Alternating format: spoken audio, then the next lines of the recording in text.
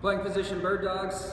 You're going to be in a plank position, and pretty much you're just going to be lifting your arm and opposite leg off the ground, pausing for a second, then back into a plank, then doing the other side. So it's going to look like this. In a good plank position, nice and flat. So raise your left arm and right leg, hold, back down. And right arm, left leg, hold, back down.